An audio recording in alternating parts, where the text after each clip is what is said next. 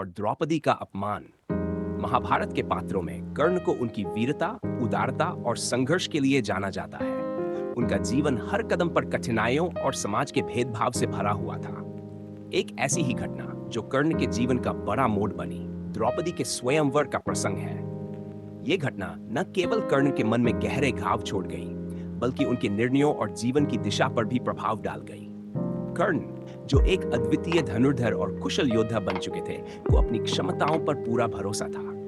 जब द्रौपदी के स्वयंवर की घोषणा हुई, तो कई राजा, राजकुमार और योद्धा इस प्रतियोगिता में भाग लेने पहुंचे। स्वयंवर की शर्त थी कि प्रतियोगी को एक विशेष धनुष उठाकर उससे कठिन लक्ष्य को भेदना होगा। कर्ण भी इस प्रतियोगिता में शामिल हुए। उन्होंने पूरी विनम्रता और आत्मविश्वास के साथ धनुष उठाने की तैयारी की। उनकी शक्ति और कौशल देखकर वहां उपस्थित लोग दंग रह गए। ऐसा लग रहा था कि कर्ण इस चुनौती को आसानी से पार कर लेंगे।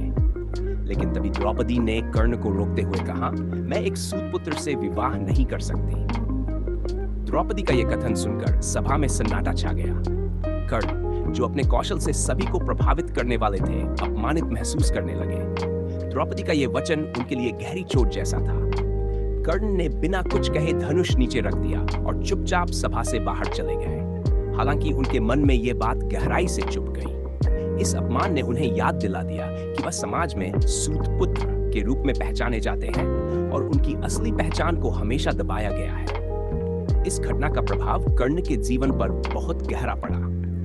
द्रौपदी के अपमान ने उनके मन में समाज के नियमों और भेदभाव के प्रति आक्रोश भर दिया। यही वह क्षण था जब कर्ण ने ठान लिया कि वह अपने अस्तित्व को सिद्ध करेंगे और अपनी पहचान को लेकर समाज के सामने खड़े होंगे। द्रौपदी के इस व्यवहार के बाद कर्ण दुर्योधन के और भी करीब हो गए। दुर्योधन ने हमेशा कर्ण का सम्मान किया और उन्हें राजा बनाया। कर्ण ने भी अपनी मित्रता निभाने के लिए दुर्योधन का साथ देने की शपथ ली। इस शपथ ने उनके जीवन की दिशा को कौरवों की ओर मोड़ दिया, जिससे बाद में महाभारत युद्ध की भूमि तैयार हुई। कर्ण और द्रौपदी के इस प्रसंग ने यह दिखाया कि समाज का भेदभाव और किसी को अपमानित करने की प्रवृत्ति कितने गहरे घाव दे सकती है।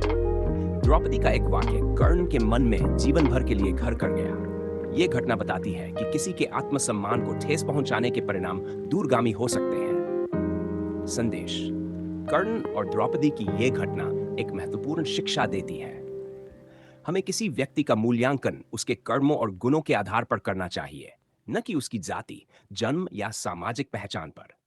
कर्ण जैसे महान योद्धा को भी समाज के भेदभाव का सामना करना पड़ा, लेकिन उन्होंने अपनी वीरता और दृढ़ता से इतिहास में अपना स्थान बना लिया।